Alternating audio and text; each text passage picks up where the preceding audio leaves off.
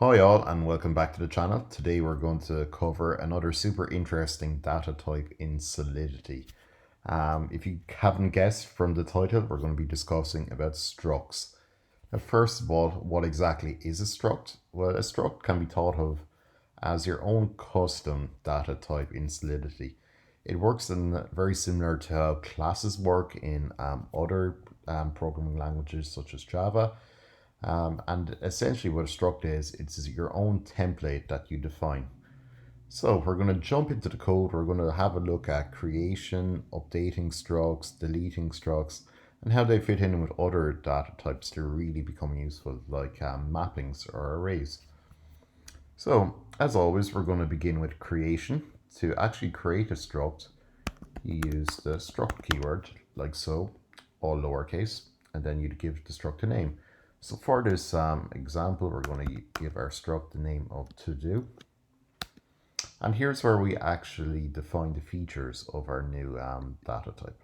So for this, we're going to give it two fields. So one's going to be a string called task, and the next one is going to be a boolean, and we're going to call this task status.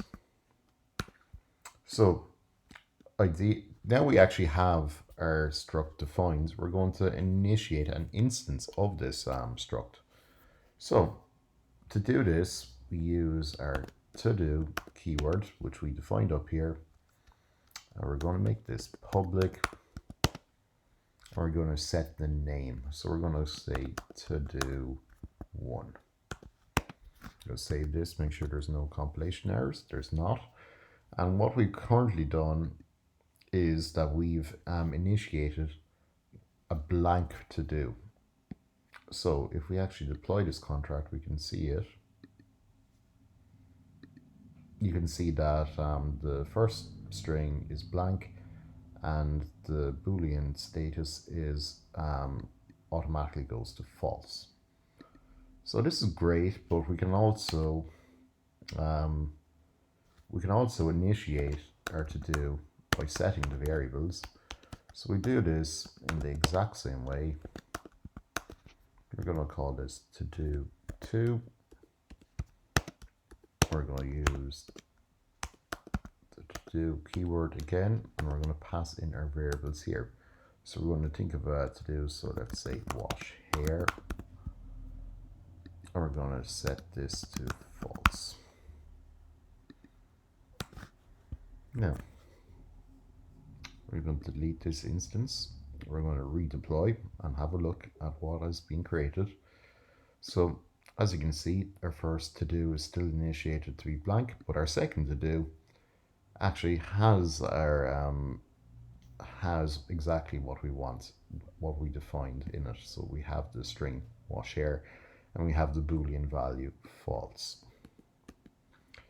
Okay, great. So moving on, we're going to discuss how we use structs with other data types.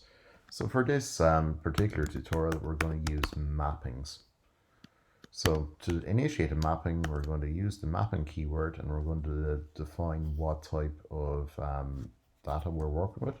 So our keys are going to be a uint, and our second values are going to be the to-do data type that we just defined up here. So we're going to give this mapping, we're going to make it public, and we're going to give it the name to-dos. We're also going to initialize a counter variable. So I'm going to make this private, counter, and set this to 0. And this is essentially going to be what we pass in for our for our mappings. So we're going to create a function to actually add to this new mapping. So we're going to say add to dos. We're going to have a uint. Actually, no, sorry. We're going to have a string. It's going to be stored in memory, which means that it's only going to be stored when the function is actually running. And we're going to call this text. It's going to be a public function. It's not going to return anything. And here's where we actually add it to our to-dos mapping. So we're going to say to-dos. Again, remember this is referencing this mapping. So when we're adding a mapping, we use the square brackets. We're going to pass in our counter variable here. And we're going to set it to to-do. Again, referencing this struct up here. We're going to pass in our text input and we're going to initialize it to false. Awesome. And now we're going to just iterate the counter variable.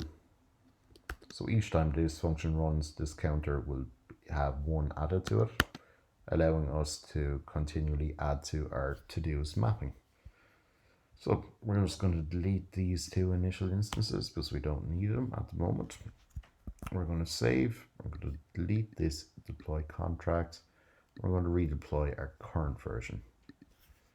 So awesome, we have our new function. So all we need to do is pass in our string. So let's say walk the dog. We're going to add to to-dos, and this is our first value, so we can put in 0 here. And we can see walk the dog is indeed present. Just for the purposes of example, we can pass in another task, such as ring the dentist.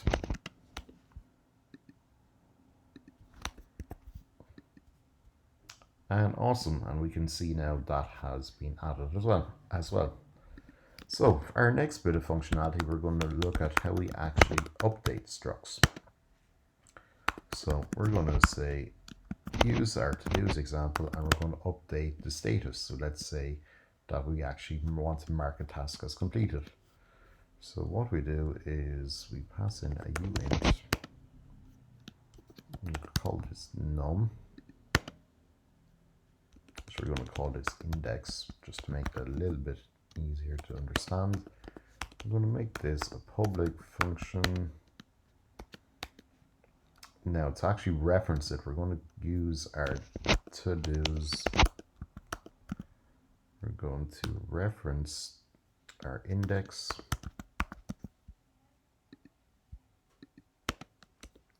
And we're going to reference the second value, which is with the dot and then the field name. So we're going to say task status, and we're going to set this to be true.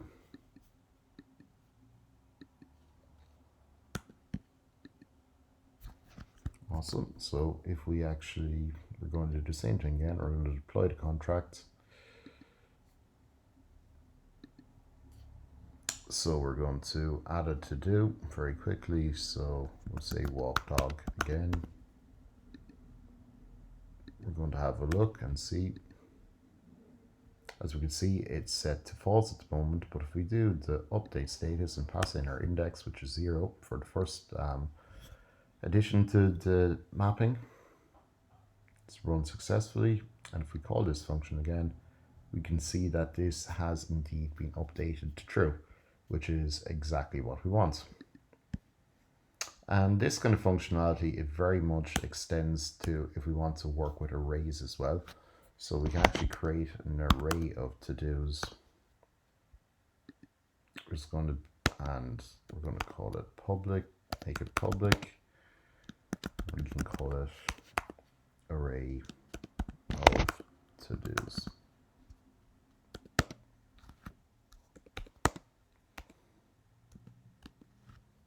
Let's see, it saves. And a lot of this functionality is the exact same as when we're working with mappings, so we're not going to go into the exact process of it again, but it's very much the same principle. And I think that's pretty much going to be our video for today, guys. Just to sum up again, structs are super useful tools in Solidity.